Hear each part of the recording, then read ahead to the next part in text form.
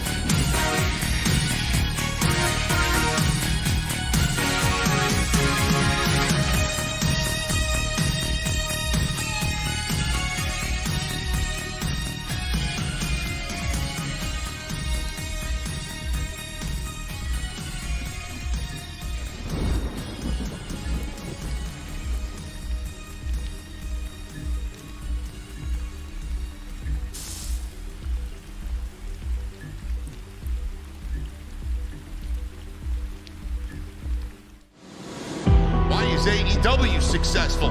Why is Tony Khan running his promotion better than Vince McMahon and Bruce Pritchard are running Monday night and Friday night? Long-term booking.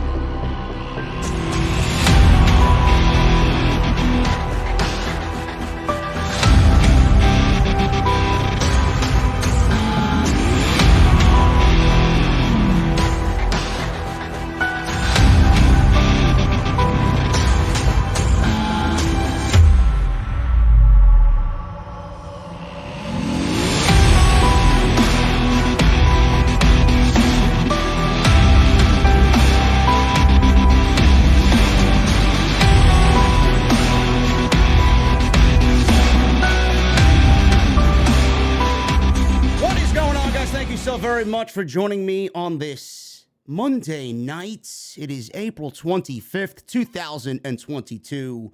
I am JD from New York, as always, coming to you live from the OTS venue. Thank you guys so very much for joining me on this Monday night, wherever you may be. Jesse, I thought I told you to take the fucking liquor, man, and clean it. It's so fucking dirty, man. I smell it from here. And why didn't you tell me I still have my glasses on? Listen, man, I'm going to dump you on Wednesday night. So you know what? I already did. He's out of here, man. He's out. He's fired.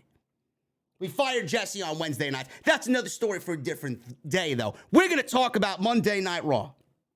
We're going to talk about Monday Night Raw, man. This is off the script, as always. You know, it wasn't a bad show tonight. It wasn't a bad show tonight. A lot happened, and a lot happening is good because it gives us something to talk about. Listen, I'm just joking with Jesse, man, but he is fired. He is fired. We'll talk about that on Wednesday. But a lot happened on Monday Night Raw tonight. And a lot happening is good because it gives me something to talk about. It really gets people excited. I don't know how the show came off to you guys, but Asuka returning and Gollum returning, or if you want to call her the Wicked Witch of the West, Becky Lynch, I'll take that as well. Don't know what the fuck she's dressed as. Clearly she's not taking tips from her husband because she looks downright ridiculous.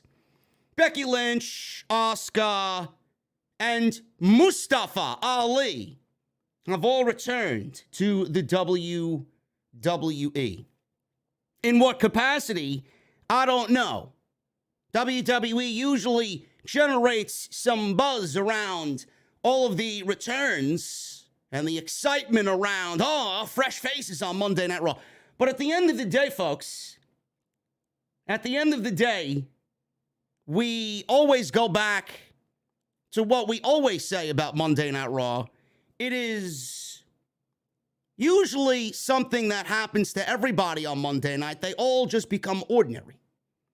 Everybody just kind of settles into their role, and they become like everybody else. Nobody really stands out as important.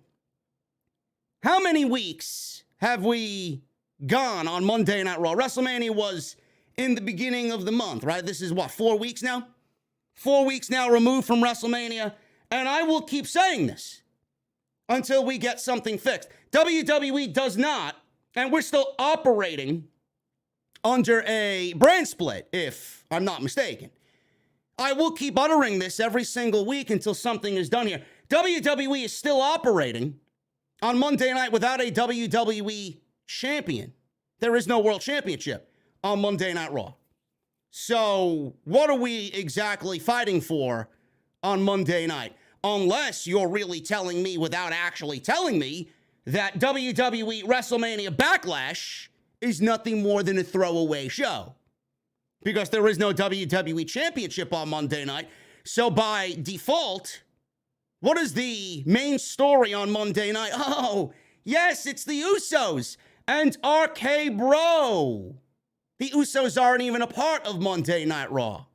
The Tag Team Championship is the biggest thing happening on Monday night. And one half of the Tag Team Championship scenario is from SmackDown.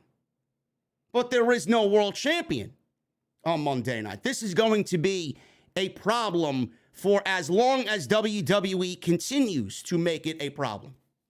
And it will ultimately bring down Monday Night Raw. And I don't know how much further Monday Night Raw could be brought down. The big thing that happened tonight was Randy Orton and Randy Orton's 20th anniversary in WWE. We all love Randy Orton. Randy Orton is one of the greatest of all time. So however long he wants to remain in WWE, if he wants to make it 25 years, fine. Fine. If he wants to make it 30 years, like The Undertaker, fine. As long as he is happy and healthy. Randy Orton's one of the best of all time. They did a mini celebration tonight of sorts for Randy Orton. Nothing really over the top. There wasn't any real big speech. There wasn't balloons. There wasn't champagne or any sort of party for Randy Orton. It was just something that they used to build an entire 3-hour show around, and that was pretty much the basis of it. Becky Lynch, she came back tonight looking as ridiculous as ever.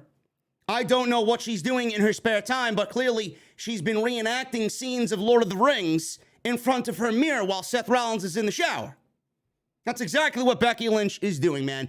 She's reenacting lines from Lord of the Rings. She's pretending to be, maybe she voices Gollum in the new Lord of the Rings video game coming out. I don't know. Or isn't there an Amazon series that they have coming out, a new Lord of the Rings TV series that's coming? Maybe she's playing Gollum in that. I have no fucking idea. Or maybe she's auditioning to be the new Wicked Witch of the East in Cinderella. I don't know. Oh, now take these little the poisonous apples, my precious. Yeah, I don't know what the fuck they're doing with Becky Lynch, man. Seriously. What are they doing with Becky Lynch? We're going to have a nice little rant about Becky Lynch when we get to that portion of the show, man. I can't tell if she's a pro wrestler or if she's somebody that I should be reading about to my future children as far as a fairy tale to put them to sleep. I don't know. It's ridiculous what they've done to this woman, man. And it really questions me to ask the question to you guys. Why is everybody making a big deal about Becky Lynch when this is probably the worst we've ever seen her? And was she even that good to begin with? What was all the hype about? That's what I'm questioning about Becky Lynch. Asuka came back. I don't know why we're feuding Asuka with Becky Lynch. I said this on the podcast on Sunday night. Asuka would have made sense to feud with Becky Lynch if Becky Lynch was still the world champion. But Becky Lynch is not the Raw Women's Champion. And Asuka and Becky Lynch is just something to appease the audience because they don't know any better. So Asuka, realistically, was brought back with no plan in place, and WWE latched on to Becky Lynch because there's a history there, and WWE doesn't have anybody else to create new history with an incoming Asuka returning to the show. Was I close? I think so. I nailed that one. Just like I nail everything else on this fucking show. Ali, he's back on tonight's show. He's going after the United States title, and he was embarrassed on tonight's show. Not once, not twice, but 3 different times, and then sneak attack by Ciampa. Not Tommaso Ciampa, Ciampa. That's what they're calling him now. They cut half of his name on Monday Night Raw. He is no longer Tommaso. I guess we should take this as a rare W for WWE, as long as he doesn't sound like anything off the fucking Il Molino menu when I go downtown to my favorite Italian restaurant and order something off the fucking menu that's way overpriced. We're glad he's not named after something on a fucking Italian menu. It could have been a lot worse for Tommaso Ciampa. Cut his name in half. And that was pretty much it on Monday Night Raw. We got more Edge and Damian Priest. We got more Veer. And that was pretty much it. It's pretty much it. We're going to talk about it all right here on Off the Script, man. I appreciate you guys joining me on the post show here on your Monday nights, wherever you may be. Hopefully you guys enjoy that new intro music. If you guys were wondering who that's by, man, that's by the band Ultra Boss. Man, some good shred wave gets my blood going, man, really. Really fits the vibe of the podcast and the live streams incredibly well, man. So go check those guys out. Follow me on social media at JDfromNY206. That's Twitter and Instagram. Hit that subscribe button down below. Turn on the bell for all notifications. For anybody that's asking me, I know I had a couple people asking me today, JD, what are your thoughts on Elon Musk buying Twitter? Are you leaving Twitter? No, I am not.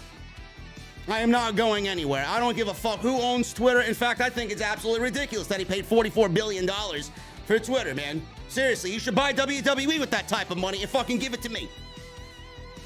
I'm not going anywhere, man. I don't give a shit who the fuck is running Twitter. I'm going to continue doing business as usual, no matter what. That's what I've always done. So follow me on Twitter at JDfromNY206. Hit that subscribe button down below. Turn on the bell for all notifications. Make sure you guys continue to hit that join button.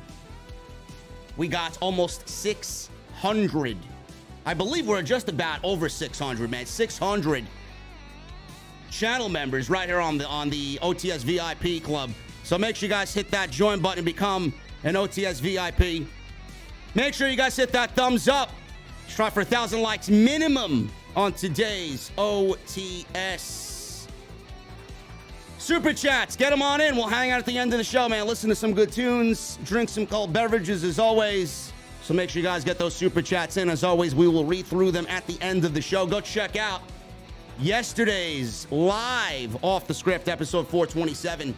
We were live for almost 3 hours going over all the weekly news and rumors, including that major Triple H exclusive interview he did with The Athletic. We broke that thing down and claimed that the entire thing was a complete sham. So go check that out on top of everything else we talked about live on the homepage right now. On top of all the other stuff you might have missed last week, man. Tons of live streams, a couple of extras. It's all there. So go check it out if you guys want more content from yours truly. Bonfire.com is the exclusive home of the OTS online merchandise shop. Go get your t-shirts at bonfire.com. And today's show is sponsored by my great friends over at Blue Chew. BlueChew.com. That is code JD at checkout. You're going to get yourself a free sample. All you guys have to do is pay the $5 shipping and handling. So I want to thank Blue Chew for once again being a great friend and a sponsor right here on Monday night for the Monday Night Raw Off the Script post show for April 25th, 2022. Let's get into the top, man. We got Monday Night Raw starting off with none other than Randy Orton. Randy Orton had this beautiful video package done to commemorate his 20 years in WWE. Here's to another 20 more for the Legend Killer. If anybody wants to know what my favorite version of Randy Orton is, it is the Legend Killer, Randy Orton. So, Randy Orton comes out. We got this big video package. He's out there with Matt Riddle. Matt Riddle introduces him.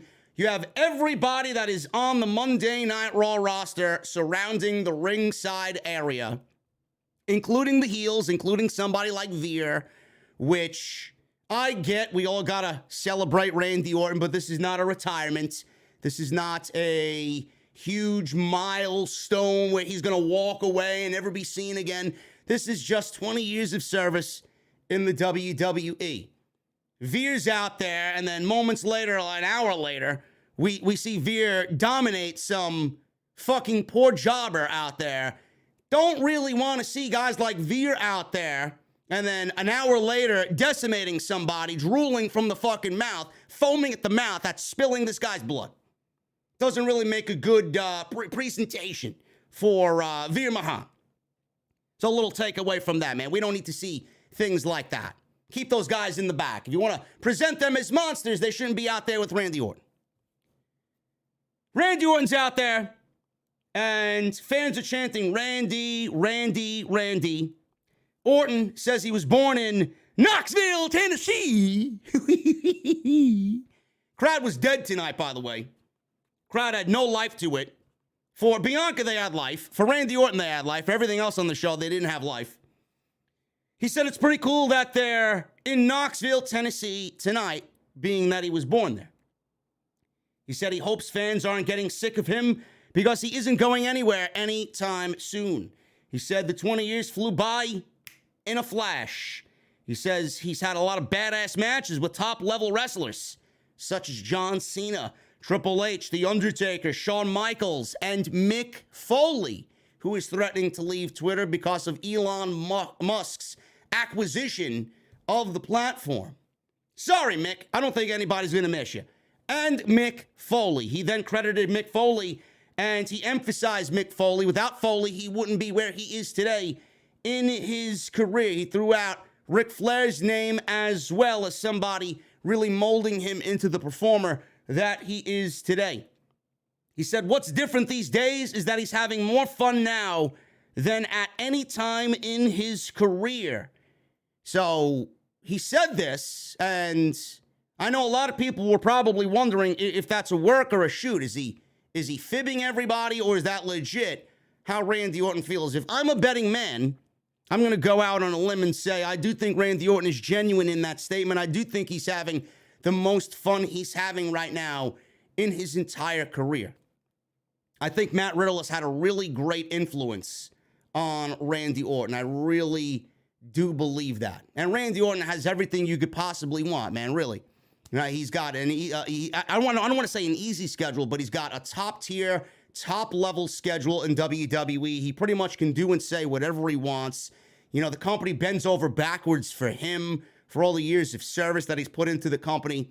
And he's working with Matt Riddle, and I think he really enjoys being in a tag team right now. I mean, a lot of those feuds that he's had with the names that he's mentioned, man, you know, the matches that he's had with those guys take years off of your career. He's coasting right now, man. He's having it, you know, really easy as far as the Raw Tag Team Championship run is concerned. He does half of the work in a tag team with Matt Riddle. He's not in the ring all the time. Being in a tag team is a lot easier on your body than it is for a singles competitor. So he's probably very genuine when he says that. And it's going to make a great story when he inevitably turns heel. I do believe he's going to be the one to turn heel. I know a lot of people, including Jesse, told me tonight that he thinks Matt Riddle is going to turn heel and be the one to turn heel on Randy Orton. I don't think that's the right way to go about it. I think Randy Orton is definitely going to be the one to turn heel, and it's going to make for a great story with everything that Randy Orton has said about him loving RK Bro and really being a great friend to Matt Riddle and having the best time of his life right now, more so than any point in his career. It's all going to matter when that eventual breakup happens. So I'm very much looking forward to that. A lot of twists and turns. He said the WWE Universe has been with me. A lot of ups and downs, a lot of twists and turns. But you have always come right back and supported me. And if it wasn't for you guys, there would be no Legend Killer. There would be no Apex Predator. There would be no Viper. So I love each and every one of you guys as well. Speaking to the WWE Universe. Riddle says he had a surprise for Randy Orton. And he said this man was a mentor to him. He said he's a second-generation superstar and looks up to him as a locker room leader. Out comes Cody Rhodes. Fireworks for Cody Rhodes, not the overwhelming fireworks that we've gotten for Cody Rhodes. They didn't blow their budget tonight on fireworks. It was merely coming down the aisle, and it was just some Goldberg-esque sparklers that popped when Cody Rhodes came out. Randy Orton is out there celebrating his 20 years in WWE, and Randy Orton himself didn't even get fireworks, but Cody Rhodes got fireworks tonight during his entrance to join the party there in the ring for Randy Orton.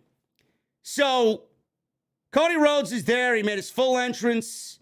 And Seth Rollins was sitting at ringside in a commentary chair. And he says, "Oh, isn't this cute?" Rollins is sitting there. He's wearing this green, this hideous St. Patrick's Day green suit. He looked like a fucking green M&M out there. He looked like the fucking leprechaun from Lucky Charms looking for the goddamn marshmallows over the rainbow. Seth Rollins, he's out there. Oh, isn't this cute? He told Orton not to trust Cody. He said he'll try to steal his spot if he does. Seth then told Cody, not everything is about you. He said it's about Randy. Cody then gave Rollins an applaud. So Riddle is out there. He's making expressions. Seth continues and says his career is 20 years in the past. He says his best years are behind him. He's not the present or the future of WWE, and neither are you. He said that pointing at Cody, not Randy. He said the next generation of WWE superstars won't be inspired by a nightmare or a Viper, but rather a revolutionary and a visionary like him. Then Ezekiel interrupted because Ezekiel was out there as well. Ezekiel said, as a newer, quote-unquote, superstar, this seemed like a great time to say congratulations to Randy Orton and then introduce himself. He introduced himself as Elias's younger brother, Ezekiel. Kevin Owens then walks out from the side entrance of the building, and he walks on down by the timekeeper's area into the ring, and he's yelling and he's being very boisterous about Ezekiel, calling Ezekiel a liar. He says he talks and sounds like Elias because he is Elias. He's yelling at the top of his lungs. Is Kevin Owens. I'm loving what Kevin Owens is projecting as far as his hatred and his animosity towards Ezekiel. He asked Orton if he's going to tell him or let him lie to him like that on a night like this. He says he's going to figure it out because he's the only one that has a sane mind around here. He's going to figure out how he passed that lie detector test last week. Then the Usos music hits and the Usos come out. Jimmy said it was 20 years that the Viper's been doing this thing. Jay said they were 15 years old watching him. Jimmy asked Jay what his favorite Orton moment was. The Usos then entered the ring. Tensions grew a little bit as the Usos are there because they're feuding with RK Bro. Jay said their favorite Orton moment is beating them to unify the tag team championships at WrestleMania Backlash. Adam Pearce comes out and he said before they ruin this entire ceremony, they all will be in the biggest match he could book on Monday Night Raw in the main event. He said in commemoration with Orton's 20th anniversary, he's going to book Seth Rollins, Kevin Owens, and the Usos to team against Cody Rhodes, Ezekiel, and RK Bro. All 8 of these guys argued. Owens punched Ezekiel. Orton gave him an RKO. And all of the heels eventually backed off because they didn't want any of RK Bro. And we got a main event match, and a big 8-man tag in the main event of Monday Night Raw. I thought this was fine. I actually thought everybody played their roles pretty decently here. I thought Kevin Owens was fantastic in doing what he does with Ezekiel and really showing his disdain for Ezekiel. Cody Rhodes was out there reunited with Randy Orton. It was a nice sight to see those two guys mixing it up and embracing for the first time on WWE television since Cody's been back. And I don't really know if you guys are feeling the same way that I do. I very much am enjoying Cody Rhodes' run on Monday night. But every time I look at Cody Rhodes, I still, even 4 weeks later, I still can't believe that we're seeing Cody Rhodes on a WWE programming, man. That goes to show you how big of an influence he was on the AEW audience. And for that show, the fact that I'm still feeling that way about Cody now, 4 weeks after he returned at WrestleMania against Seth Rollins, that's a pretty big deal. And I think that's a great feeling. The fact that I'm still surprised to see him on WWE television. As far as Randy Orton is concerned, Randy Orton had an interview, and he talked about his 20 years with the company, and he talked about Roman Reigns. He was interviewed, and he said this in regards to where he's going to be and what his future looks like. A lot of people ask me what my legacy will be. I think you're talking WWE.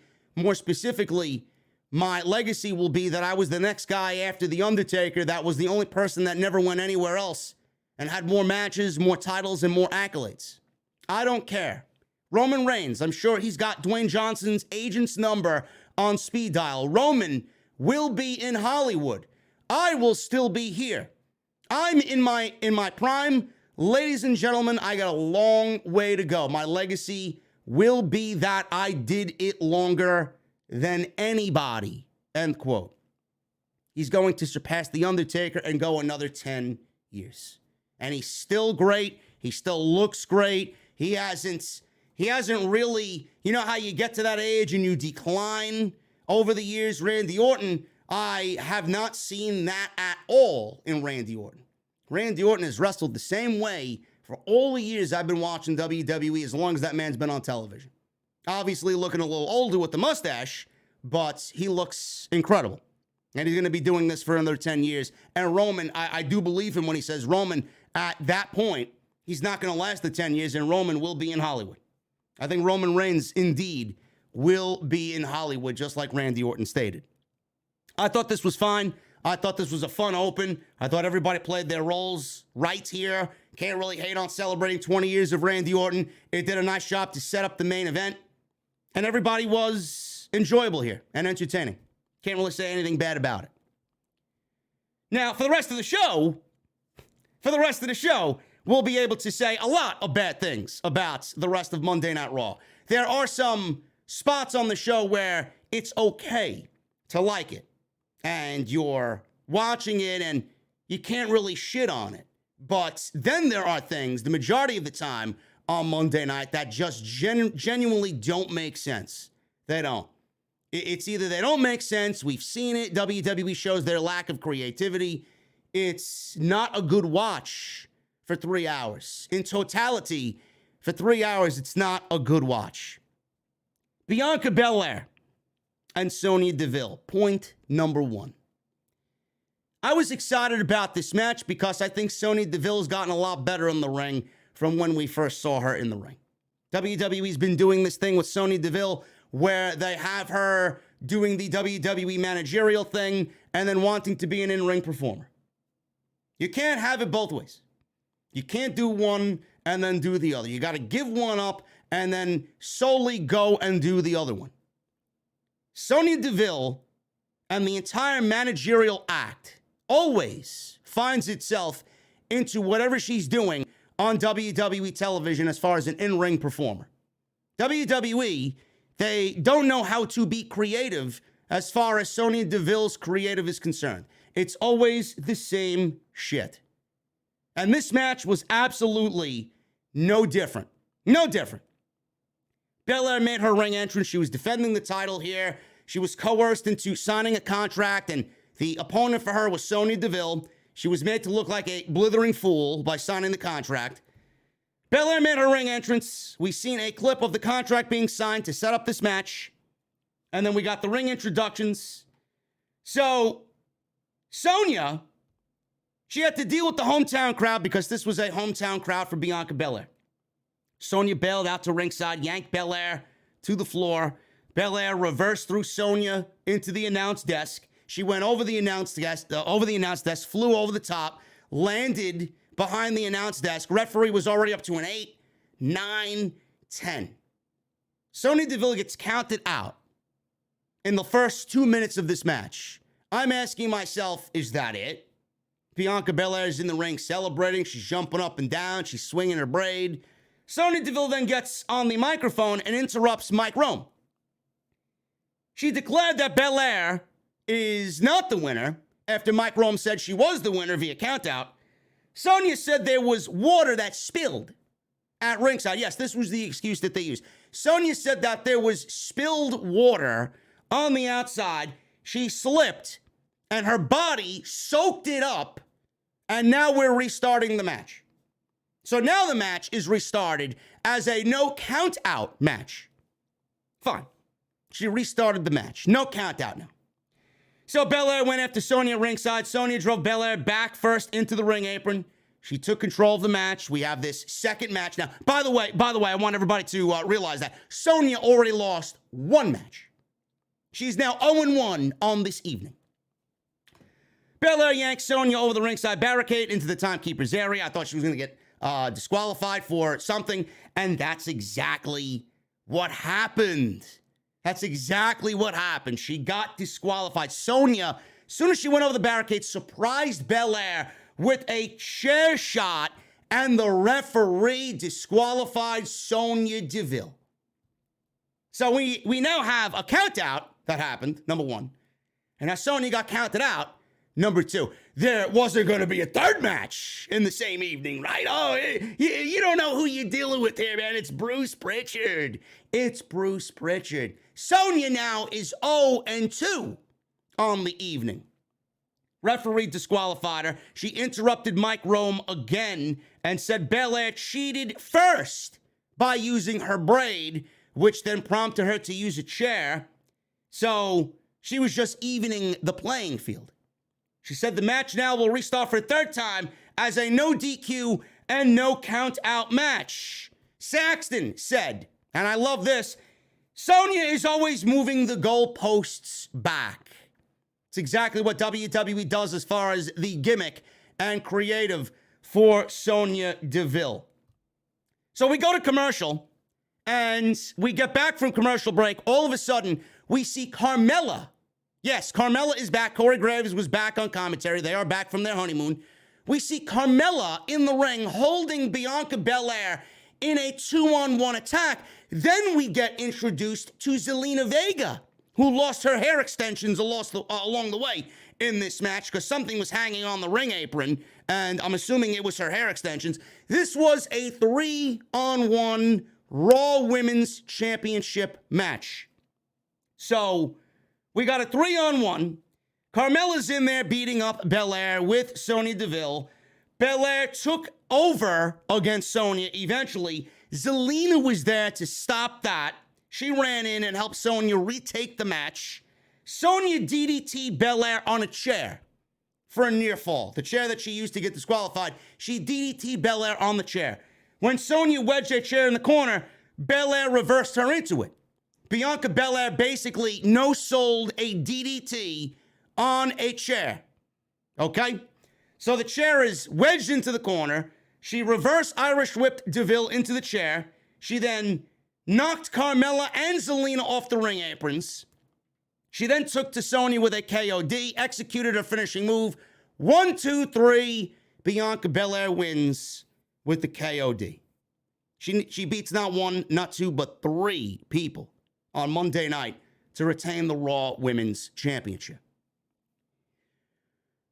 Why is WWE legitimately, we just saw this year. We saw this year, right before WrestleMania. Somebody correct me if I'm wrong. Weren't we watching Sonya Deville do the same exact thing to Naomi when she was feuding with Naomi over on SmackDown? But now we're doing the same thing on Monday night on Raw against Bianca Belair, and you have fucking simps and geeks and unintelligent fucking dummies online not realizing what you're watching is a fucking rerun. It lacks creative and it's fucking boring. The character that Sonya Deville plays on television is so fucking stupid that she can't come up with anything else but bending the rules in that same way. We just saw this 3 months ago with Naomi. Now we're seeing it again on Monday. Why would you want to see this all over again, done with a different person on a different show? Why don't you start asking questions about why is this being done again? And why are you taking Sonya Deville, who I think could be a great asset to the women's division, and not doing anything but the same old shit? I don't understand it. So Sonya Deville bended the rules not once, not twice, but 3 times. This went from a no count out, no DQ, and into a handicap match. A handicap match is what it turned into. Bianca Belair beat Sonya Deville, Carmella, and Zelina Vega in the same night. She beat Sonya Deville 3 fucking times tonight. Now, I don't know how they're going to get us to a rematch, because you know exactly what's going to happen. Bianca Belair will defend again against Sonya Deville at Backlash. Why? Sonya Deville lost 3 times in the same night, and Bianca Belair just buried 3 women in the entire women's division to a point where Sonya Deville should never ask for another Raw Women's Championship again as long as she's employed there. Forget the back of the line. She's on the back of the line times 10. It doesn't make sense. Good luck with that one. Good luck with that one. What's the grand excuse going to be? Oh, I'm a WWE executive. I could do whatever the fuck I want. There needs to be a stipulation attached.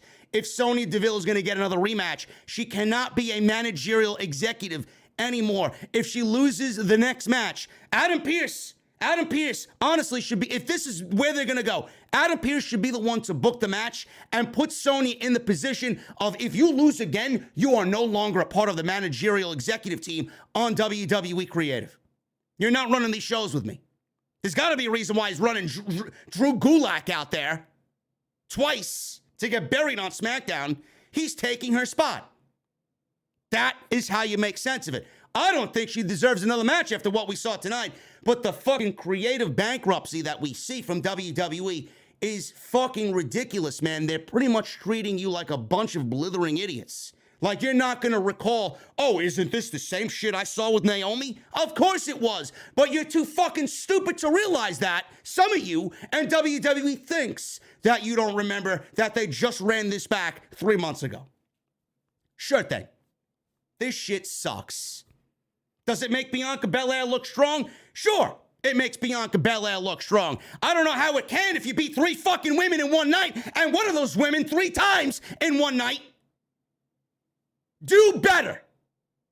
Do better. And I won't be on here fucking complaining about your shit creative.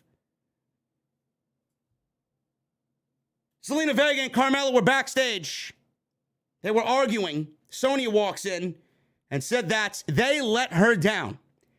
So they lobbied for a title opportunity against Sasha Banks and Naomi. Of course they did, because there's no other fucking tag. I thought they had broken up. That's what I thought. Apparently not. Now they're back together because WWE has no other tag teams on the roster. There's no other women's tag teams in the women's division. So they don't get an opportunity now because Sonya promised them if she won the championship, she'd get them a championship match. Zelina complained. Deville slapped her. Sonya then blocked Carmella slapping her. Sonya reminded her that if you do that, I'm still a managerial executive here. I could use my power against you. And she slapped Carmella so hard that she fell down to the ground. She's got a wicked right hand, but she's a fucking loser. Edge. My goodness, man. Edge. Edge is looking great. Edge is looking fantastic, man. The Brood 2.0. We finally have a new name for this new faction led by Edge. They are now named Judgment Day. Judgment Day, and WWE finally gives whatever he's doing fucking purpose. Now, if they could explain what their message is and what their mission statement is, I'd love to hear that as well. We finally got a name. I got something. I got something. There he is. Look, dead. This fucking motherfucker. What happened? You want to fly around when I'm fucking live, right? This is what you get. I see you fucking buzzing around, and this is the fucking fate that you received, motherfucker. Look at him, dead. Fuck out of here, motherfucker. Holy shit. Where the fuck did it come from, man? I don't even have a fucking window open in here. Jesse, what are you doing, man? You taking out the trash? You letting the fucking bugs in here, bro? Oh, my goodness. My God. Gotta stop the show because you're fucking loitering backstage, man, on your fucking phone. Get to work, clown. Oh, my Jesus Christ. All right, let's get back to business here. Edge. Loving what Edge is doing, man. Loving what Edge is doing. We finally got a name. Judgment Day. And Priest and Edge. Priest is standing there ominously, and Edge is sitting in his throne. Yes, the Fly. The Fly just got his Judgment Day. What a perfect segue, man. I tell you, man, this is great. This is great. Yes, Jesse, the Fly was your fault too, bro. You want to be fucking smart with me, bro? Listen, I got Thunder on speed dial, bro. Keep talking, all right? I'm loving what they're doing, man. Edge is cutting this promo. And Edge said they kick people down as they try to climb the mountain that they sit atop. He took some digs at the Tennessee Volunteers and the current mayor of Knox County, Tennessee. And he mocked fans who are asking him with a southern accent, why are you wearing suits and using big words all of a sudden? He's mocking the southern accent, right? I'll get shit for it, but Edge does it, not a fucking peep. So, he said they're better than their favorites. He asked where AJ Styles was this week. He said they're better than their favorites. Asked where Styles was, and he said they'll likely use the jury duty excuse. AJ's going to use the jury duty excuse, but he's probably at home nursing his injured shoulder. He says he doesn't think Styles can hit his phenomenal forearm with just one arm. Then Priest, he's standing there, and he said Finn Balor's Judgment Day has arrived. He then laughed like a villain, like I did when I killed the fucking fly or mosquito or whatever the fuck was flying around me. Priest, he looks good. Finally. For the first time in months, I can finally say Priest looks good, man. His presentation is looking good on Monday night. I love the evil laughter. He's very ominous in his delivery, man. He's very villain-like. I like it. This may be the best presentation that Damian Priest has had on Monday Night Raw. At least he's not fucking Lou Ferrigno. I'm Damian Priest. Nobody wants to see that. That fucking killed his character. Came out wanting to fucking shoot bows and arrows and light shit on fire and fuck all the women ringside and drink a cold beverage, and then you turn him into a fucking comedy geek. It's great. Now he's finally got something where he could really shine, and he's sitting next to one of the best promos in the entire business. It's great. Judgment Day, though. He did say this is Finn Balor's Judgment Day. If you don't think there's an inside meaning to that one, man, you got another thing coming. That has more meaning than you think. Finn Balor has his Judgment Day coming. You know what his Judgment Day is? His Judgment Day is when he looks at his phone and that 201 area code shows up. Oh, Prince, we're gonna fire you. We're gonna wish you your best in your future endeavors. Yeah, people power. People power. And we'll see you in AEW. No, fuck AEW. Go to New Japan. Fuck them. That's exactly what he's gonna do. You're going to get a call from Johnny People Power, and that's going to be his real Judgment Day. Watch. Veer Mahaan. Veer Mahaan. His new music just hit Spotify, if anybody is wondering. I like Veer's theme music, man. I don't know about you guys. I think it's quite fitting of Veer Mahaan. The creative of Veer, I don't know, man. I don't know whether this is WWE trying to be creative and push Veer Mahaan, or if this is something that they're looking back on and kind of using as a rehash of sorts, being that we're getting all WrestleMania rematches at Rehash, Backlash, we are getting the same thing done with Veer Mahaan. It's the same shit. Veer Mahaan wrestled somebody by the name of Sam Smothers. Yes, this was the guy's name. I don't know if this is a actual legit indie talent, or if this is somebody that they just picked out of the fucking crowd to be the casualty of tonight's festivities. But Sam Smothers, man, I don't know what to tell you, but I know I'm not alone in this because I put it out on Twitter. I swear on my grandfather's tomb that at first glance, I thought Veer Mahaan was actually wrestling Tim the Tatman, big-time video game streamer that's occasionally streams with Dr. D. I thought legitimately his opponent tonight was Tim the Tatman. Looked exactly like him, man. It could have been a doppelganger. I don't know, but I thought Tim the Tatman, with all the WWE 2K22 commercials he did, I thought he actually had a star appearance on tonight's show. So we got him in the ring with Veer Mahaan, and this guy was destroyed. Big clothesline, that big cervical clutch. You know, at this point in my life, I would probably take that cervical clutch from Veer Mahaan because I've been having some lower neck pain, bro. My posture has been terrible as of late. Veer could probably whip me into shape 1, 2, 3. So Veer Mahaan got that big cervical clutch. They're calling it the half camel clutch. He destroyed this guy in under a minute. Veer whipped Smothers into the ring post afterwards. He then applied the clutch again, slammed him on the announce desk. He stood over him and then applied the clutch for a third time on the table, and the referees then pulled apart these two, and Veer Mahaan stood animalistic over the Knoxville, Tennessee crowd. Veer Mahaan is getting that big Miro type brutalize everybody and leave. He's getting the Ryback treatment. It's exactly what he's doing. Now, I don't know what they're doing with Rey Mysterio. We haven't seen Rey Mysterio since Dominic was stretchered out of the arena. We could definitely see that at WrestleMania Backlash. We don't know. I don't know what they got going on with Veer Mahaan. I don't know why you would book that match and then do all this for Veer and then have him lose to a Rey Mysterio at the pay-per-view, but WWE seems to be giving Veer this perception that he is unstoppable.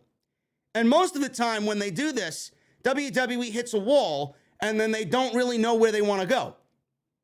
They always do this and then they somehow fuck it up, they will fuck this up. I'm letting you know right now.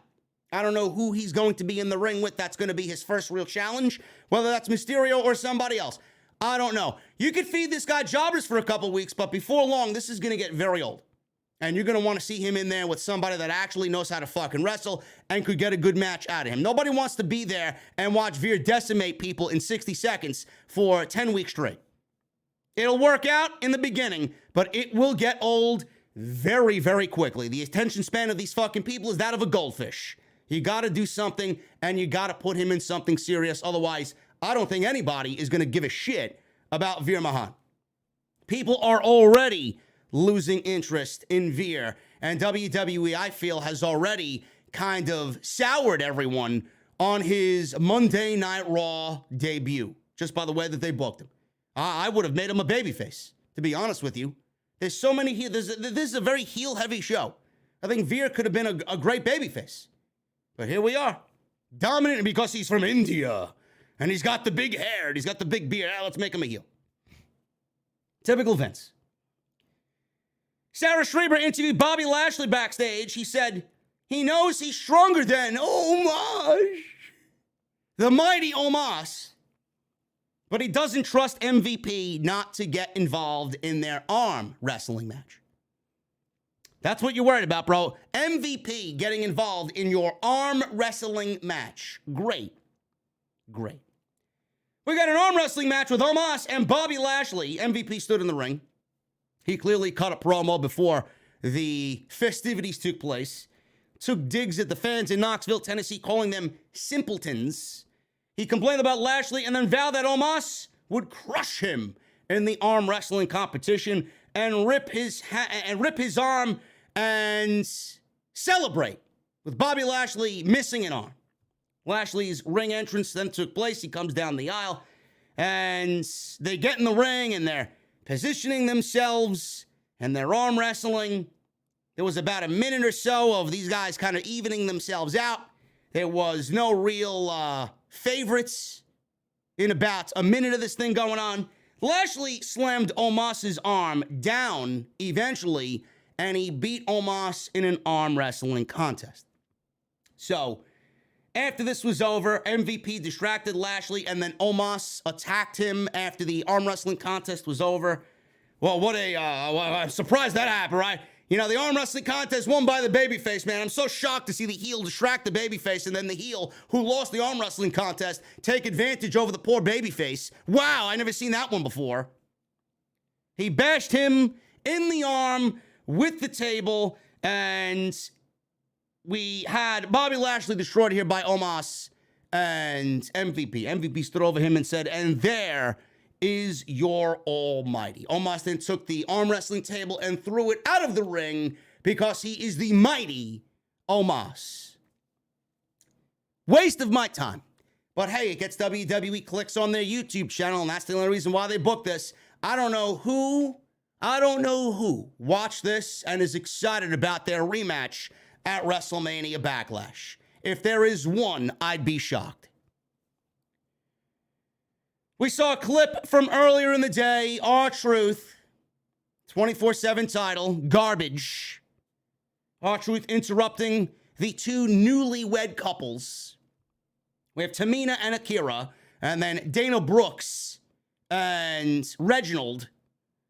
He says he's a licensed, what do they call themselves? To oversee the wedding. He's licensed, a licensed marriage therapist, he called him. He says he's got, or they have 99 problems, but love is not one of them. They all argued. They're arguing back and forth. I don't know why I'm reviewing this. You know, from now on, I'm going to skip the 24/7 segments because they're complete garbage. Nobody gives a fuck. I don't even know why it's on the show. Truth told them to shut up. He suggested a mixed tag team match. He said the 24/7 title rules are going to be suspended for the duration of the match. He then revealed a certificate showing that he is now also a certified referee. Great. Ask me if I fucking care. No. No, I don't. Reginald and Dana Brooke versus Akira Tozawa and Tamina, man. Wow. Well, now they want to know why the ratings are 1-6 on Monday night, but they'll continue to blame the NBA playoffs. Tozawa and Tamina win in under 2 minutes. Tozawa tagged in. Seconds later, Tozawa climbed the top rope, yelled at Tamina that he loves her, and then landed a top rope senton for the win on Reggie. Tozawa leapt into Tamina's arms and then kissed her on the lips. Tamina tossed Dana down. Truth then rolls up Dana and counted himself because he's a certified referee. He rolled up Dana from behind. He got the 1, he got the 2, and Dana kicked out of 3. Dana escaped and yelled at Truth, "I trusted you. I trusted you." Truth said it was all a part of the marriage therapy. Do you realize that somebody is actually paid to write this segment of the show? It is amazing. This is somebody's job.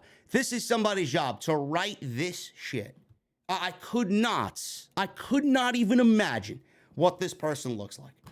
He may be Bruce Pritchard. I don't know. Awful. Absolutely awful. Speaking of awful, oh my goodness. Becky Lynch. Becky Lynch is back on WWE TV. She was not gone long enough. Becky Lynch made her entrance. She still has that ridiculous haircut. She looks like she's auditioning for the band Kiss out there with what she's wearing. She legitimately looks like she raided Gene Simmons' fucking locker room. That's exactly what she looks like. The fucking ridiculous haircut. She came out with these ridiculous glasses on. And she's walking down the aisle to her baby face theme. If WWE has not gotten the point yet and continues to not get the point, I don't know why we're getting Becky Lynch continuously coming out all these weeks with her fucking babyface theme. They want to change everybody's theme, but they want to keep Becky Lynch's the same. Becky Lynch's theme used to excite people. It used to get people in the mood to see something great on WWE TV. At one point, Becky was great on WWE TV. It was somebody that the fans wanted to see sitting at home and in that arena. Now that theme music goes off, and Becky Lynch is somebody that immediately makes you reach for the remote control as soon as her theme music hits. It is ridiculous. Ridiculous. So Becky's in the ring. Crowd is booing her. She took off her sunglasses and she looked all defeated and all sad. She said it's been 3 years since she's walked out onto Monday Night Raw without her Raw Women's Championship. She said she didn't want to show her face on Raw because she doesn't know who she is without that title. I could ask the question, I don't know who the fuck Becky Lynch is, period. I don't know what she's trying to be. I don't know who she's trying to emulate herself after. I don't know who Becky Lynch is anymore. Why? What is she dressed as, and why does she look like somebody that should be fucking playing in a hair metal band in the 1970s? I don't understand it. She goes from these different fucking acts and these different attitudes and tries to stay ahead and be fashionable. She looks ridiculous. Becky Lynch looks ridiculous in there. And she is not a good promo. She doesn't recognize herself. She says she's grown so accustomed to looking in the mirror and seeing a champion, and now she doesn't know who she is anymore. She said she's hit rock bottom. You've hit rock bottom? I think we could all collectively as a fan base say we've hit rock bottom watching this show and you on it. So she said that there is nowhere else to go but up. She's trying to look at the positive. She's trying to look at the positives about it. She's got no championship. She may be rock bottom, but as she thinks about it, there's no place to go but up. So she gets into this crazy tone. She gets into this maniacal fucking act, this tone that she's using. It's the same tone that she used when she cut that fucking promo where all the check marks, all the fucking E-drones and the shills praised that promo where I called her out for fucking reciting lines from Lord of the Rings. She sounded like fucking Schmeagol. She sounded like Gollum from Lord of the Rings. I don't know what the fuck people were watching. I didn't see a great promo there. I saw somebody that continues to be a shell of her former self in there trying to emulate some fucking creature from Lord of the Rings that dwells in a fucking cave. She gets crazy. And she says, this is the beginning of the end of the Becky Lynch comeback. And she goes on and she talks about how she's going to do the comeback better than anybody else. She says she's like an arrow that is being pulled back. She's told the crowd that they can be inspired by her rise when she overcomes their hometown girl, Bianca Belair, and she gets my precious, the little hobbitses. It's what she's doing out there. It's exactly what she's doing out there. That's exactly how she sounds out there. She goes back and forth and she's got this high-pitched tone. Holy fucking shit, can I throw you into the fucking volcano? Asuka's music hits. Holy shit. My precious. Asuka comes out. I don't think I've ever been happier to hear Asuka's fucking theme music in my entire life, Asuka. Asuka's music plays. She made her way down the aisle, dancing all the fucking same shit she used to do, Asuka, right?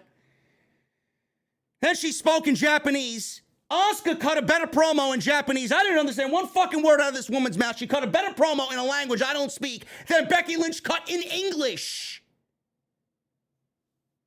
I will stop you, she says, because no one is ready for Asuka. She danced goofy in the ring and did her fucking little dance. And then Becky took a swing at her. Asuka avoided it. She went for the spinning back fist, and Becky Lynch bailed. She was running up the fucking mountain, ready to throw the goddamn ring into the fucking mountain. Becky Lynch. Holy shit. Becky Lynch is fucking garbage. I cannot reiterate this anymore to you people watching me right now. I don't know what the fuck they are doing, man. If you honestly think that being inspired by Lord of the Rings, because that's exactly what she sounds like. Nobody's going to convince me otherwise, man. My precious, right? She's going to go to the fucking Shire and fucking eat all the little hobbitses. No. I don't want to see this, man. The Fellowship of the fucking Ring is not what you should be emulating Becky Lynch off of, okay? Seriously, she legitimately looks and sounds like she should be dwelling in a fucking cave somewhere because she found some shiny fucking ring that was dropped by some fucking wizard. Holy shit. Everybody's so high on Becky Lynch. She's fashionable. She's a fucking icon. She fucking sucks. This character is as cringe as anything I've ever seen in my entire life watching this show. Seriously.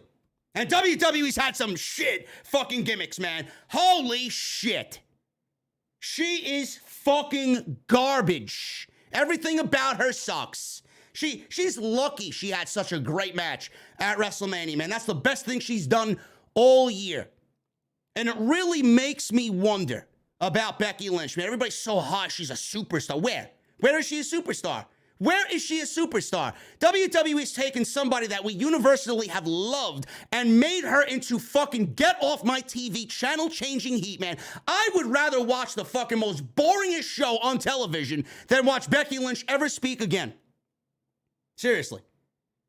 It really makes me wonder about WWE and Becky Lynch, man. You know, back all those years ago where Nia Jax broke her nose and she's standing there in the fucking crowd, right? And she's bleeding and we got Becky Lynch, Stone Cold Becky Lynch, right? On her way to getting Ronda Rousey and the Raw Women's Championship. Where's that Becky Lynch? That Becky Lynch we all universally wanted to see more of. Every single week, she was having banger after banger after banger. The crowd gave her the right reaction when she came out. Now I can barely fucking stand the sight of her, and the crowd just doesn't give a shit about her. You have taken this woman who was a legit superstar and made her into a fucking comedy act. Seriously, if Bruce wants to watch Lord of the Rings on TNT every fucking weekend, you go do that in your own private time, man. Don't take it to Monday Night Raw. And I've seen the movie about fucking 30 fucking times already. Holy shit. Was Becky Lynch ever as good as we initially thought? That's what I'm asking myself. That's what I'm asking myself. This woman, if she was so good, I want you guys to really ask yourself this question. If Becky Lynch was so good, right? And think of all the baby faces that turned heel in WWE. Bret Hart, Shawn Michaels, Daniel Bryan is someone that always pops into my head. He's done it on WWE TV, and he's done it in AEW. Edge is doing it on WWE TV right now. All of these names that I just mentioned, and that is just a fucking tip of the iceberg for who's been a babyface and turned heel. Those four men switching roles have nailed it beyond anything I could really comprehend. They have taken some of the best babyface characters in all of WWE, and they've owned it. And they were just as good, if not better, than their babyface counterparts. Becky Lynch went from being a fantastic babyface to a fucking heel, and she looks like a fucking amateur. CM Punk is another one. Randy Orton's another one, right?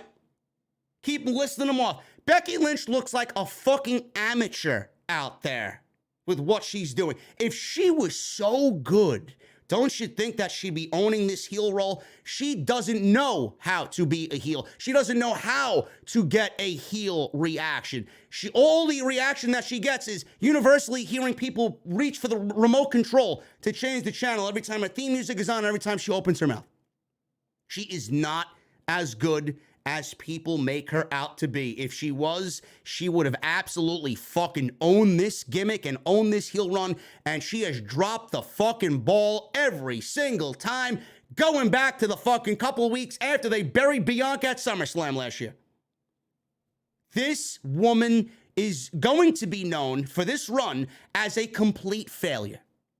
She hasn't made anything in the division better. She can't even make herself look good. She's going to make a fucking division look better. She hasn't made the division look good. She can't make herself look good. She did nothing for Bianca Belair. She did nothing more than Sasha Banks last year. Let's be real, right? What has she done for Bianca Belair? Nothing. WWE did more for Bianca tonight by beating 3 women in the ring than Becky Lynch did for the entire fucking duration of their feud. She sucks. She sucks. Absolutely, get off my TV. If Becky Lynch disappeared tomorrow from the roster, I wouldn't even give a shit. I would notice. Actually, I would notice because she's so fucking bad, but I wouldn't shed a tear. I wouldn't shed a tear. If she went away and retired tomorrow, that's it. I could not give a single shit about Becky Lynch. What a joke. And a few with Asuka. What difference does it make? Why does it make sense? Because they have a history together? The feud with Asuka would have made sense. Get this, Bruce, if Becky Lynch was still the Raw Women's Champion, because Becky Lynch handed the title to Asuka when she had to go away to have her baby. Now that she's back, there's no championship involved. There's no championship involved, so why are we fighting? Why are we fighting? Is Becky Lynch upset that Asuka lost the championship? Now that Bianca Belair has it, is Becky Lynch upset that Asuka got herself hurt? The fuck are we fighting for? Of all the names, Asuka is your number one for Becky Lynch when we've seen it time and time and time and time again. We've seen it dating back to when Becky and Ronda were doing their first go-around. Where's Bayley? I think Bayley would have been better suited for this role against Becky Lynch. I would have much rather seen Bayley and Bianca for the Raw Women's Championship and have Asuka go over to SmackDown. Angelo Dawkins and Montez Ford were backstage. They cut their usual promo, and Dawkins was talking about God knows what. They hyped the 8-man tag in the main event because they are still eyeing the winners of the unification match at WWE Backlash. Finn Balor versus Damian Priest. Priest was out there with Edge. I loved the entrance of Damian Priest. He came out with Edge. Edge was sitting on his throne, and we heard altar bridges the other side, and Damian Priest was standing there looking all ominous with the purple lights and the smoke. Looks great, man. Sounds great. Never going to get over that entrance, man. I think I'm a sucker just to hear altar bridge on fucking WWE TV, man. My boy Miles Kennedy, right? We got Damian Priest then having his music come on, and he comes down the aisle. Nice little touch. You know Edge is out there. You hear Edge's theme music. They switch it right to Damian Priest. Damian Priest comes down with his own theme music because he's his own man. I like that. If this was anybody else, WWE would have had, like they do on SmackDown.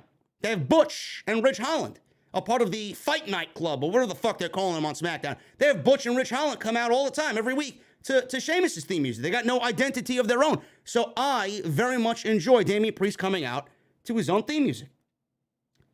So Balor, he was razor's edged on the ring apron. That was the big spot in this match.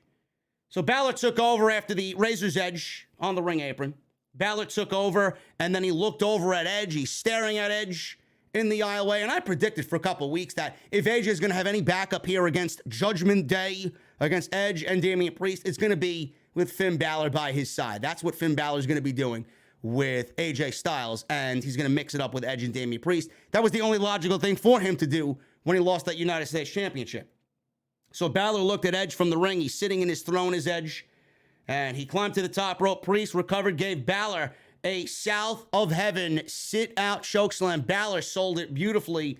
Priest was going for the cover, and that was it. He hit the chokeslam. He didn't even win with the Crossroads. He didn't win with the Reckoning. He won with the sit-out chokeslam, and Damian Priest beats Finn Balor in about 6 minutes or so. Boy, they're not even trying to keep Finn Balor happy. Lost the United States Championship last week, loses clean here to Damian Priest, which I understand because you got to get Priest and the new gimmick over and the act over with Edge. I get it. But they're not even trying to keep Finn Balor happy. Might as well just hand this guy his walking papers right now, man. Where is Balor? Directionless on Monday Night Raw. It's sad to see. It's sad to see. When is his contract up? He's also going to be getting a fucking phone call from John Laurinaitis. You watch. You watch. Miz TV. Miz TV. We're going to talk about Miz TV in just a second. Check it on the chat. We got 2,200 people live right now inside the OTS venue. We are number one in the community from what I see, man. As always, I appreciate you guys very much for stopping by and making your Monday Night Raw post-show destination right here on the podcast. 2,200 plus in the venue. We got 769 likes. Guys, let's try and hit that thumbs up. Let's try for 1,000 likes minimum on today's Monday Night Raw post-show on Off the Script. Helps me out, man. And there's enough people in here to get the job done. So if you guys have not hit the thumbs up, please do so. Get your super chats in. Get your super chats in. We'll hang out at the end of the show and get those memberships in as well. Become a VIP right here on Off the Script. Today, sponsored by Blue Chew. BlueChew.com. Guys, it's that time of year, man. The weather's getting nicer. It's fucking hot in here. And spring is just around the corner, man. It's also a great time to get that confidence where it needs to be, man, especially in the bedroom. The weather's getting nicer. It's going to be beach weather before you know it.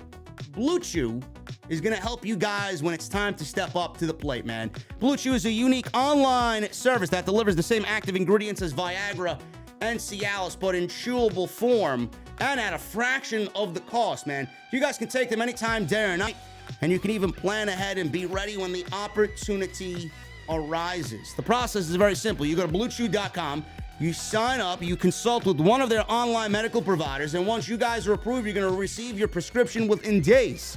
And the best part is it's all done online. So no visits to the doctor's office, no awkward conversations, no waiting in line at the pharmacy.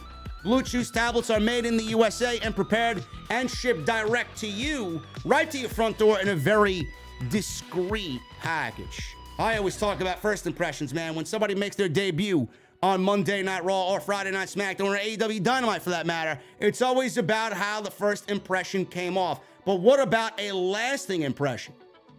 AEW does a good first impression, but WWE never has a good lasting impression. Don't be WWE. Guys, I got a special deal for all of our listeners tonight. Try Blue Chew for free. Promo code JD. That's capital J, capital D at checkout. All you guys have to do is pay the $5 shipping and handling. That's BlueChew.com, promo code JD. And I want to thank Blue Chew for once again sponsoring the podcast right here on Off the Script.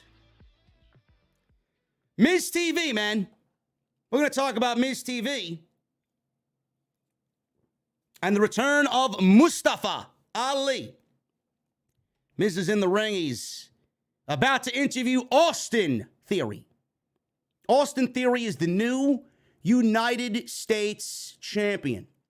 There was a report today about Austin Theory. Austin Theory has been pushed strong since he's really made his main roster debut. You knew that Austin Theory was going to be something. They even placed him with, I believe they placed him alongside Seth Rollins. They used him with Andrade and Zelina Vega. Even during the pandemic when they needed bodies, Austin Theory was there to work the WWE Performance Center shows in front of nobody, if you guys remember. He was drafted to Monday Night Raw out of the last draft in 2021. WrestleVotes reported today that WWE has bigger things in the future planned for Austin Theory as Vince McMahon sees him as the next John Cena. John Cena is still, to me, one of the primary faces of WWE. WWE's biggest star since Stone Cold Steve Austin and The Rock is John Cena. Now that his push is in full effect, says WrestleVotes, sources state that he anticipates bigger and bigger things for Austin Theory. A person with direct knowledge states that Vince sees a young John Cena in Austin Theory and will give the kid everything he needs to be successful. I've been calling Austin Theory the next John Cena from the first day I laid eyes on him in Evolve at Club La Boom here in Queens when I went to go see him wrestle Roderick Strong at an Evolve show. I called him the young John Cena then, before he even made it to WWE, before he made it to NXT. And even when he was in NXT, I said he had that John Cena-esque quality about him. Austin Theory, he even tweeted John Cena today, and John Cena said, everyone understands Austin Theory has more talent, strength, and gifts that I ever had. From everyone that understands about talent, strength, and gifts, he has all of that more so than I ever had. Don't apologize for that, ever. An apology should come 20 years from now if you fail to provide the effort needed to turn your potential into your legacy. I hope that day never comes, says John Cena in reply to Austin Theory's tweet about him being the greatest United States champion in WWE. That's some pretty big fucking advertisement from the man himself, the man that John Cena, or the man that John Cena sees a young version of in when he looks at, Austin Theory looks at himself, and Vince McMahon sees John Cena when he looks at Austin Theory, man. That's a big fucking advertisement for Austin Theory, man. That is huge for him. Now, I'm okay with Austin Theory getting pushed. I really am. I think WWE really needs to find somebody that is going to be the next guy. He's only 24 years old. I believe he's 24 years old. He's got a lot more years to go before he even sniffs being at that type of level. But I will say this. Everybody that and this is why I don't understand why, if it wasn't for the dirt sheets and it wasn't for social media, we wouldn't know this shit. But this is my take on it. I don't like knowing this. We see it happen on television. Now we're hearing it more so in words, and now we're seeing it materialize even more so on WWE television. If WWE is taking Austin Theory and they're going to make him into the next big face of the company, because they're going to need somebody, because Roman's not going to be there for the length that Randy Orton wants to be there. Roman's going to be gone, and they're going to need somebody else to be in that position to lead them into the future. Is that going to be Austin Theory? Only time will tell. I'm not going to discredit him because he is great right now at 24 years old. But every time WWE, corporate, picks somebody and handpicks somebody to be the face, they always have a way of making it fucking so apparent to a point where it's downright nauseating. look at what they did with Roman Reigns. Roman Reigns looks and acts like a legit star. The first day I laid eyes on him in NXT, you knew that Joe Anoa'i was going to be a major fucking deal in W. I mean, look at him in his early days in NXT. The hair, the fucking goatee, the tattoo, the muscles, the size, everything about him. Everything about him. He then debuts with the Shield, and then WWE's off to the races. Seth Rollins turns on the Shield. Roman and Dean Ambrose go on their separate journeys. Roman is then propelled into the main event scene, in WWE for 7 fucking years gave him everything, and the fans regurgitated it and fucking threw it up in WWE's faces. If you take Austin Theory and you take him, and WWE Creative is telling you that this is the guy, this is our guy, get ready for it. If they don't learn from the Roman Reigns fucking experiment, then Austin Theory is doomed to fail. I'm telling you right now. The only thing that Austin Theory's got working for him is that he's a fucking heel right now. Roman was positioned as a babyface, and WWE wanted him as the face of the company way too quick before he was even ready. And Roman was vilified and hated. Do not take Austin Theory and shove him, jam him, choke us down our throats. Don't. Austin Theory is way too good at this age to follow the same path as Roman Reigns. Now Roman Reigns is the biggest star in the company because he turned heel, and Roman Reigns is allowed to be himself. If Roman wants to go babyface again, I think everybody's going to be more on Roman Reigns' side because we saw the real Roman. This is Austin Theory's baby phase. This isn't the final form of Austin Theory. This is not Austin Theory that's going to lead the company taking fucking selfies of himself. This is Austin Theory in infancy stage. Austin Theory, when he reaches fucking Super Saiyan level, is going to be a lot different than what we see now. This guy could be the guy, but WWE has to get him in a place where they don't fail like they did with Roman Reigns. Stop. Before you even go, think. Stop. Don't. If they start shoving this guy down our throats, he will fail. Nobody, I'm telling you right now, nobody wants somebody handpicked by the office and them telling us that we have to get on board and like it. Let it happen organically. Let it happen naturally. If Austin Theory is the guy, let it happen. Let us guide who is the guy. If it's Austin Theory, great. Outside that, they got nobody else because WWE has their backs against the wall and they need somebody quick because they know Roman's not going to be here for the next 5 years. Miz TV. He was on Miz TV. Austin Theory interviewed by The Miz. Theory said, I have to admit, it's kind of looking like I'm looking in a mirror, looking at The Miz. Miz said, when I was young, I had to learn and earn with a capital T.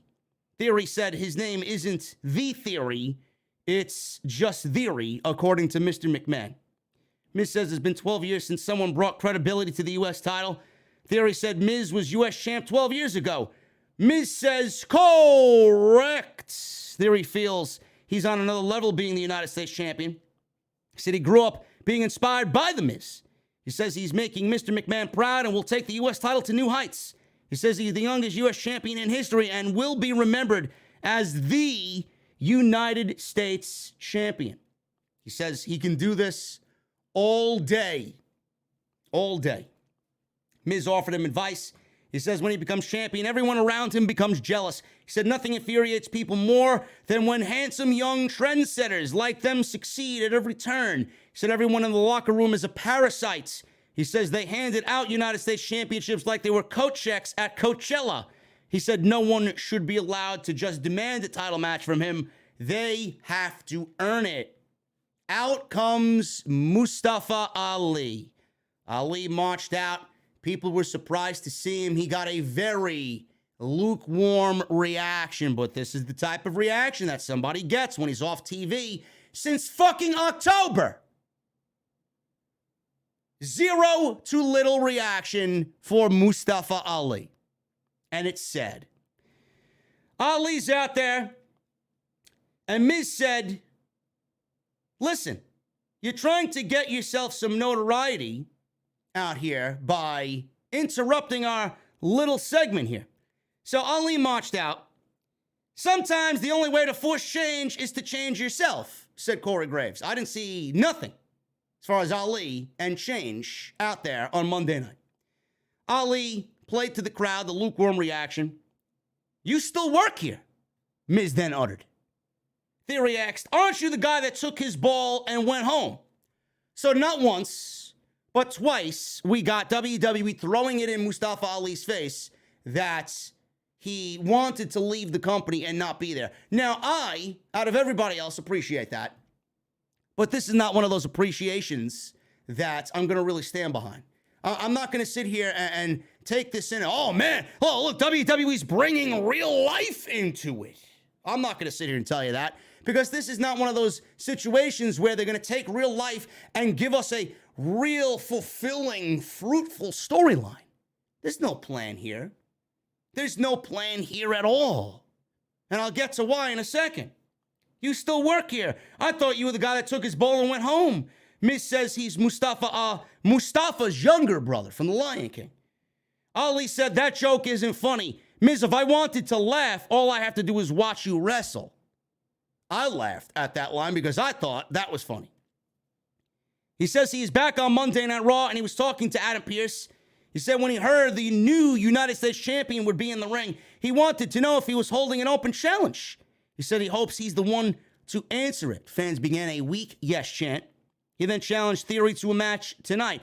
Theory said he would think about it and then said, no, I'm not giving you the United States title match you want. Ali asked Theory if he is all biceps and no balls. He asked, what is he scared of? He says he's running away like his name is The Miz. Theory defended The Miz and said Miz is a trailblazer and a first ballot Hall of Famer. Miz then said Ali is using him to get notoriety. He says he doesn't have a magic wand where he can just make a match. Theory was standing behind Miz, and he said, listen, Miz, I just texted Vince McMahon, and I got you a match against Ali. Miz was not happy that Theory went behind his back and booked a match through Vince McMahon for this to happen. Miz then told Ali when he's done with him, he will make him wish he got his walking papers. Ali slapped The Miz, and we got a match between Mustafa Ali and The Miz. You know, I love the reports that claimed when they reported this that WWE has a plan in place for Mustafa Ali. No, they don't. No, they don't.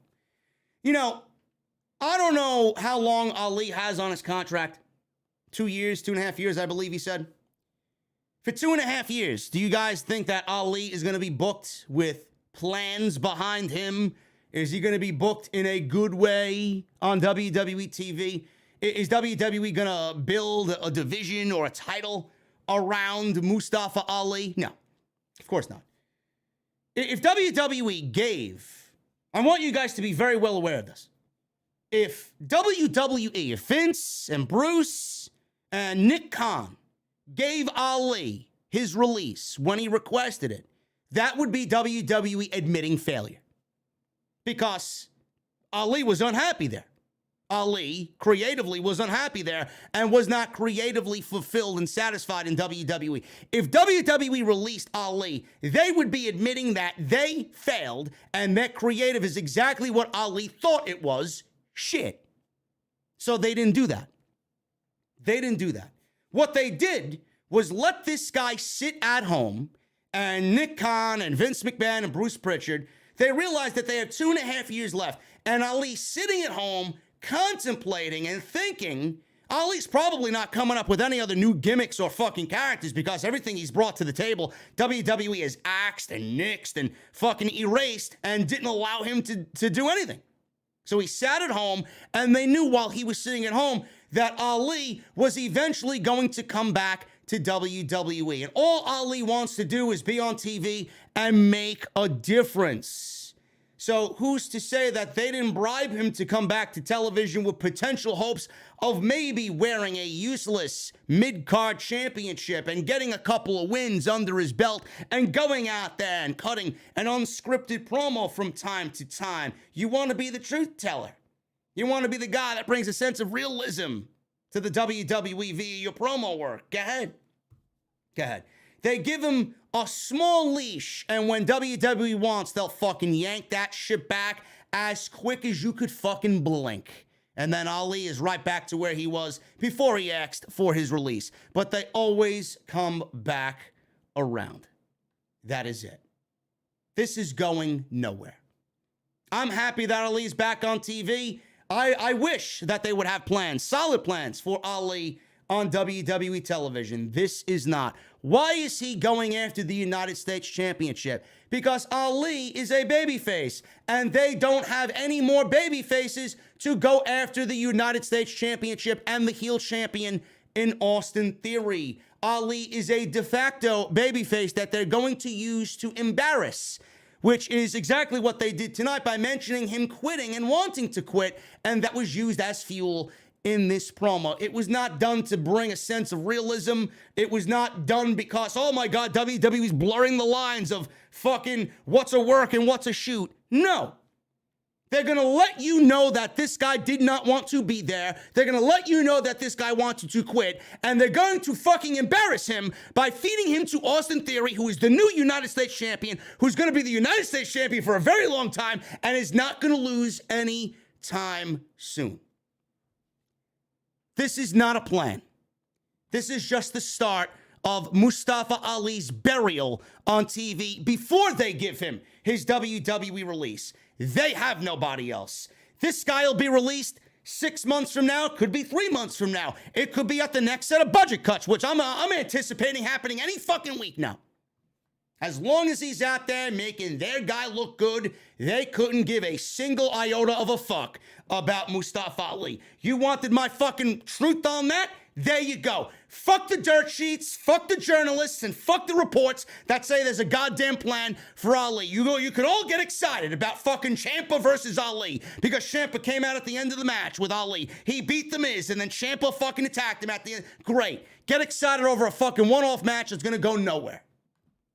One-off feud that's gonna go nowhere. It all is gonna go right back to what they did with Ali. Always. He's going to wrestle Theory. He's going to lose. And if by chance, some small sliver of a fucking chance, he does win the United States Championship, I'm going to claim, yeah, you guys think that you got one over on me, but all you got to do is go back and look at Ricochet. That guy couldn't be a bigger loser now than he ever was in his entire fucking WWE run. He's a loser holding fucking toy belts, is Ricochet. He's a fucking loser who lost twice in the same night because he's dumb. A dumb babyface. He lost to Los Lotharios. He lost to Angel Garza and Humberto Carrillo. How's that Intercontinental Championship working out for Ali? All I had to hear is, oh, yeah, look, they're giving Ali a mega push. What, for a week? When he won the fucking title? And then after that, how many weeks did he lose? He lost like 4 matches in a row after losing to Sami Zayn and whoever the fuck else he lost to. You fucking serious? Holy shit. WWE dropped the ball on Ali, I'll tell you that. WWE dropped the ball on Ali. They had that hacker gimmick, and they could have really played into that. He could have been the fucking bringer of light, the bearer of truth. But WWE, they brought him back to TV as the same Ali that we saw before Retribution. That's a plan? Fuck out of here. It's a plan. Give me a fucking break. Plan. WWE would have to plan fucking 6 months for me to believe if Ali is going to do anything on WWE TV. A roadmap of sorts. Roadmaps don't exist in WWE. They're still using MapQuest. We're in the fucking modern times where all you got to do is click a button and fucking navigation pops up on your goddamn phone. You could tell your phone verbally what the fuck you want to do and where you want to go. WWE don't have any roadmap ever. Give me a break. Ali beat The Miz. 7 minutes. Miz controlled most of the match and then set up the figure 4. Ali counted into a roll-up and won the match via a roll-up 1, 2, 3. Some plan. At the end of the match, Ali's walking up and celebrated in the aisle. Tommaso Ciampa attacked Ali, and they kept calling him Ciampa. Ciampa. Ciampa. He's now known as Ciampa. Not Tommaso Ciampa. Yeah, that's also a plan. Ciampa. If Ali's going to square off against Austin Theory, he'd have to win the fucking match, right, against Ciampa. Ciampa is also being set up to lose. Great job. Great job. Schreiber. She interviewed Rhea Ripley. I wish I could speak to Rhea Ripley and tell her that her promo sucks. Seriously, she may be watching right now. I don't fucking know. This clip will get back to her. She sucks. She sucks. Some fucking Rhea Ripley stan would clip this and say, oh, look at what JD, the basement-dwelling virgin, said about you. Rhea Ripley sucks at a promo. She's very good in the ring. She could be great if WWE actually gave a shit about what the fuck they do with Rhea Ripley. She sucks as a promo. I don't understand. I cut a better promo, and I'm not even in the fucking wrestling realm as an active in-ring performer. I do commentary. I do this. I'm a better promo than Rhea Ripley. Every time Rhea Ripley speaks, it sounds like she remembered the lines 5 minutes ago after reading the goddamn script. She speaks with this cadence that she's trying desperately to remember the fucking lines that she just read 5 minutes before the goddamn commercial ended. Can you sound a little bit more natural? Why does everybody sound like a fucking robot? It's exactly what she sounds like. Sarah Schreiber asked her why she viciously attacked her former tag team partner in Liv Morgan. Ripley said, I have finally opened my eyes. She said this. I became the Raw champion on her own when I first arrived in WWE. But since then, I was tossed into the tag team division, paired with a tag team partner who brought down me to their level, and it made me weak. It's exactly what she sounds like. She said she's done associating with disappointment. Liv Morgan flew out of nowhere, attacked Rhea Ripley, and the referees pulled them apart. Great. Great. I thought she was joining Edge in Judgment Day. Apparently, we're still getting Rhea Ripley versus Liv Morgan on Monday Night Raw. Man, I can't wait for that one. Something new, please? Stop sounding like a fucking robot, man. Speak with some cadence in an organic sense. Not that you're remembering fucking lines and reading off a goddamn script or you looking at a goddamn teleprompter. Kevin Owens is backstage, chatting with Chad Gable. Owens told Gable he's not going to pay him until he gets the results he wants for the lie detector test. Seth came in. Gable, shush! Shush, please! To Seth Rollins. He said this is an A+ and B conversation, so why don't you see your way out? Oh, thank you, says Chad Gable. Owens did not like being called a B player. He told him he's not paying him. Seth waved goodbye, and Kevin Owens shooed Mr. Gable away. KO yelled at Seth for insulting him after he was fighting his heart out. Seth says he was wrapped up in the moment. Owens says he wants to give him a lie detector test because he's better friends with Seth than Seth is with him.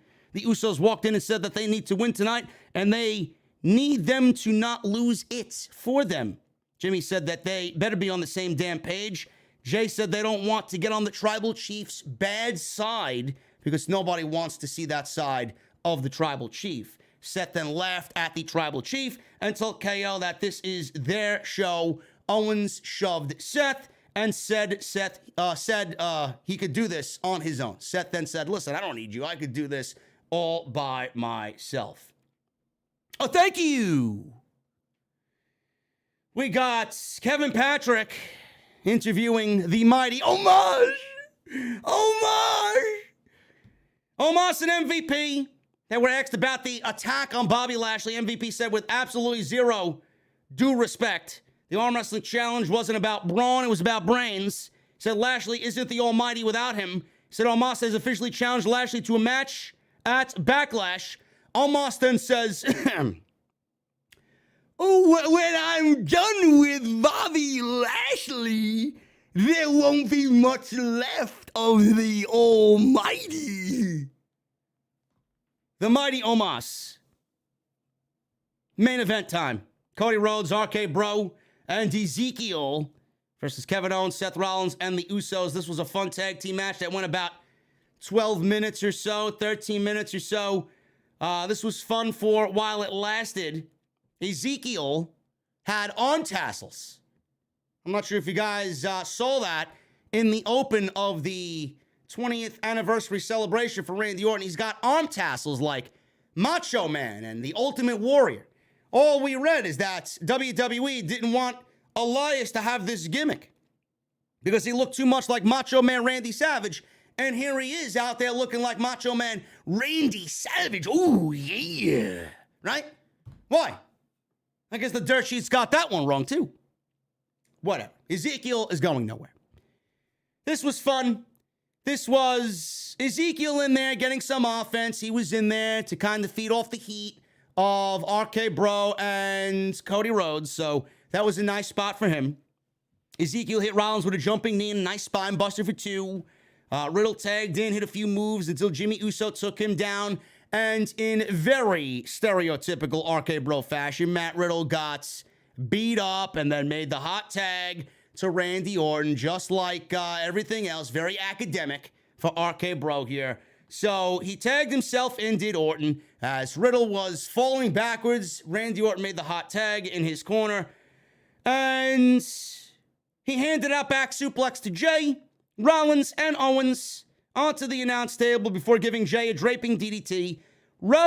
Cody Rhodes, that is, gave Rollins a disaster kick, and Orton followed with an RKO. Ezekiel assisted Orton into giving Owens an RKO, and Riddle assisted in Orton giving Jimmy an RKO. Jay, out of nowhere, tried for a big move off the top rope. He tried for a splash or a crossbody of sorts, and Randy Orton caught him coming off the top rope in an RKO. So RKOs for everybody, man. You get an RKO. You get an RKO. RKOs everywhere to celebrate Randy Orton. 1, 2, 3. Knoxville, Tennessee goes home happy, and Randy Orton gets the victory for his team. The Usos, they lost to Matt Riddle. Jimmy and Jay both lost singles matches to Matt Riddle. Now they lose here again. Jimmy Uso gets pinned by Randy Orton. If there's one thing that comes out of this tag team match, I am confidently here to tell you that the Usos are not losing the unification match at the pay-per-view. They've been losers in every which way to RK Bro on TV. The Usos will be the unified Raw and SmackDown tag team champions of World Wrestling Entertainment.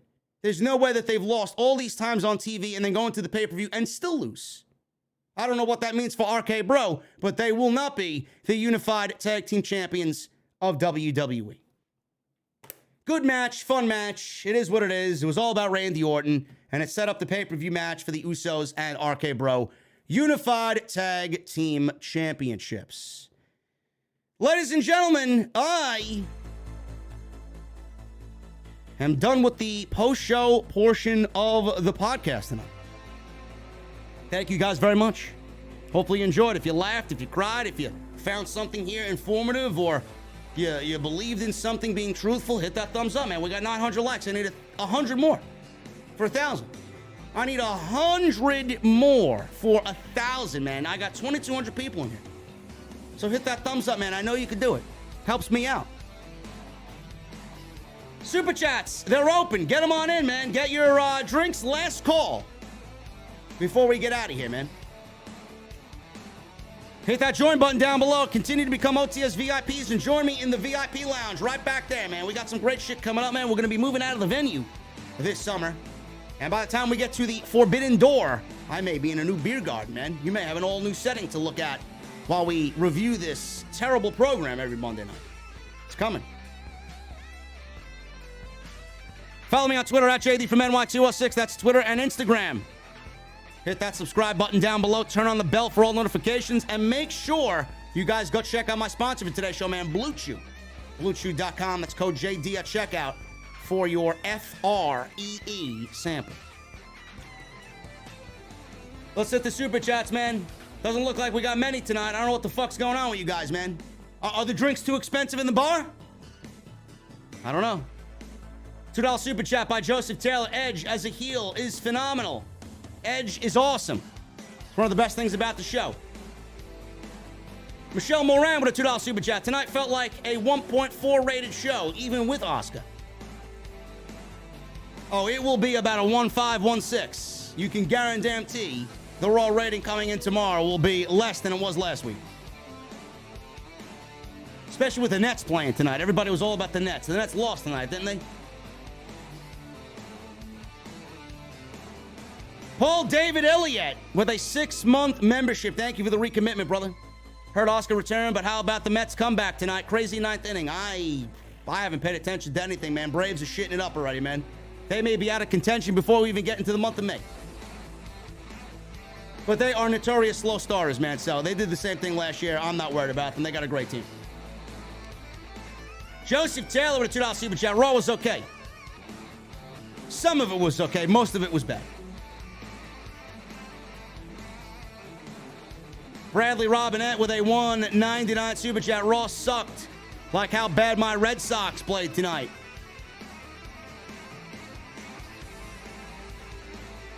Lauren Hutton with a $2 super chat. Happy 20th anniversary, Randy Orton. Raw was okay. Gary Gordon with a $5 super chat. No more element of surprise on returns. It's all over social media. Social media ruins the moment.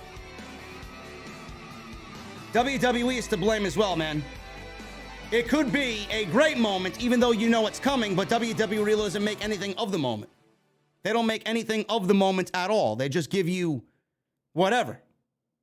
It's very boring. Instead of being creative, they give you the same shit that you've seen over and over and over and over again. Joshua Simo with a $4.99 super chat. WWE creative JD versus The Fly in a steel cage match next week. The Fly got his Judgment Day.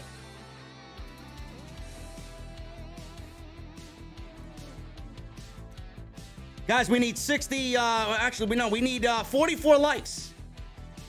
Hit that thumbs up, guys. We still got 2,000 in here. We need 44 likes. I know there is 44 of you in this chat right now that have not hit the thumbs up. Why do I have to continue to ask? If this review hasn't earned your thumbs up, man, I'm doing something wrong. I'm doing something wrong. Hit the thumbs up.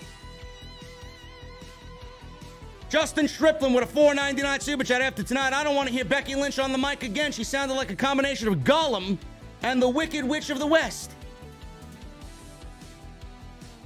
The Little Hobbitses. We got Becky Lynch talking about fucking Lord of the Rings. We got Let Me At Him, fucking Butch on SmackDown. Let me at him, Scoob. Reggie.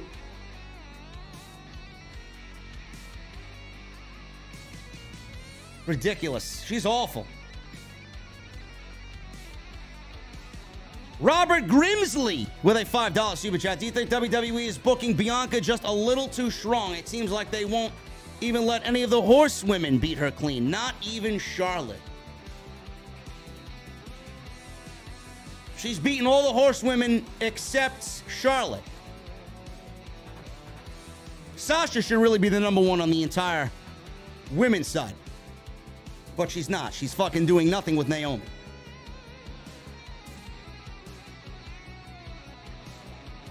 Tonight she was booked a little too strong, though, I will say. I thought that was absolutely ridiculous, man. That was fucking lame. Whatever they did with Sonya Deville and Bianca Belair was fucking lame. Kelly with a $1.99 super chat and then a $4.99 super chat to follow up. My precious! Stop, JD. You made me choke on a taco. LOL. Jesse let another fly in. JD, now I gotta throw my homemade tacos out and make more for the OTS family. Can I get it? My precious! For Tony Storm's sake. No, I'm not blaming the fly on Jesse, man. I'm only joking around. We love Jesse. I love Jesse. Jesse will be back eventually. He's on suspension right now.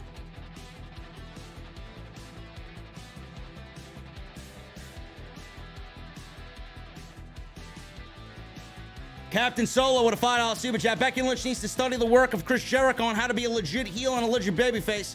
That isn't cringe. Keep up the great work, JD. Becky Lynch is awful, bro. If she was so good, she'd be the best heel in the fucking business. She's not. She's the worst. The Cake with a $5 super chat. Look what happened with John Cena. It's never not obvious when the brass likes you. Same will happen with Braun. I could see that being a WrestleMania main event at some point, man. Braun Breaker versus Austin Theory. Book it. Phil with a $4.99 super chat. So I was speaking to a few friends, and I said that Cody is at possible risk of being overexposed. Am I wrong in saying that? Let me know what you think. Phil, I do not feel like that at this point in time. I will say, I think doing the 2 theme musics every week for Cody Rhodes is a little too much. I do. I don't think we need to hear that man's theme music twice every single week. The more you do it, the less impact it has. Kelly becomes a new member. Kelly, thank you so much. What are you drinking tonight? Sitting VIP is Kelly for the first time. Margaret DeSalvo. $2 super chat. Seth is a better heel than Becky. Indeed, he is. And Omega Kong with a 4-month recommitment to the VIP club. Omega Kong, thank you so much, brother. Between Becky and the Hobbits, Omas and Deville flip-flopping her powers like a dolphin, I think I'ma be sick. I'ma throw up my old-fashioned. Bro, don't throw up your old-fashioned. That would be a waste of delicious bourbon. Guys, we're about to get out of here, man. I appreciate y'all for hanging out on this Monday night, man. Slow night for super chats, bro. Maybe the drinks are too expensive tonight. I don't know. Or maybe Jesse isn't serving them right, man. I have no idea. Maybe you guys miss Issa. I have no idea. I don't know what's going on. But anyway, guys, that means I can get out of here early. Follow me on Twitter, man, at JDfromNY206. That's Twitter and Instagram, the new Elon Musk-owned Twitter. I'm not going anywhere. Follow me on social media. Subscribe. Hit that subscribe button down below. Turn on the bell for notifications. Go check out all the other videos, especially Sundays, last night's Off the Script, 427. And go check out Blue Chew, man, my sponsor for tonight's show, Blue Chew, BlueChew.com. Next time you'll see me is live tomorrow night for NXT, guys. Until then, I love you. Stay safe. Enjoy your Tuesdays, and I'll see you live in the venue for NXT right here on OTS. Have a good night, guys.